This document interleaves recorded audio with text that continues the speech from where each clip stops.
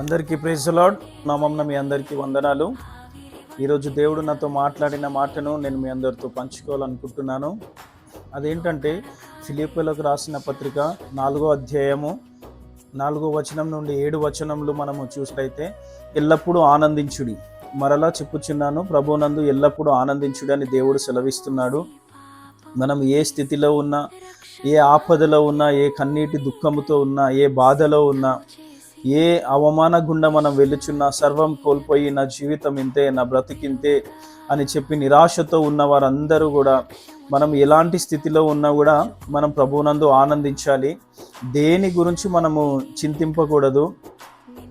ఎందుకంటే కరోనా సమయంలో అనేక మంది, డబ్బున్న వాళ్ళు, లేని వాళ్ళు అనేక మంది తన ప్రాణాలు కోల్పోయారు. అలాగే ఇప్పుడున్న అస్వస్థతకు గురై హాస్పిటల్ల పాలు చాలామంది అనారోగ్యంతో బాధపడుచున్నారు.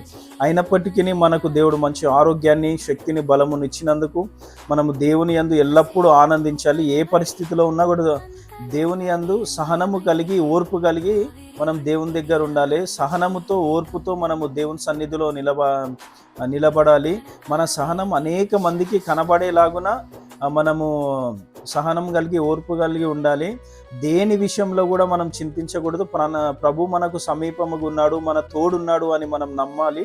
దేని విషయంలో చింతింపకుండా అన్ని విషయములలో ప్రార్థన, విజ్ఞాపనల చేత కృతజ్ఞతాపూర్వకముగా మనము ప్రభువుకు తెలియజేయాలి.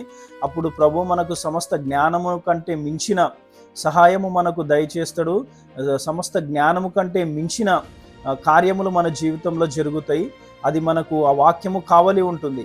సో మనందరం కూడా ఏ స్థితిలో ఉన్నా కూడా చింతింపకుండా, భయపడకుండా దేవుని సన్నిధిలో విశ్వాసముతో, నమ్మకముతో, ఓర్పు కలిగి, సహనము కలిగి ఉండాలి. దేవుడు ఈరోజు మనతో మాట్లాడుతున్నాడు. ధైర్యము తెచ్చుకొని ముందుకు నడవండి.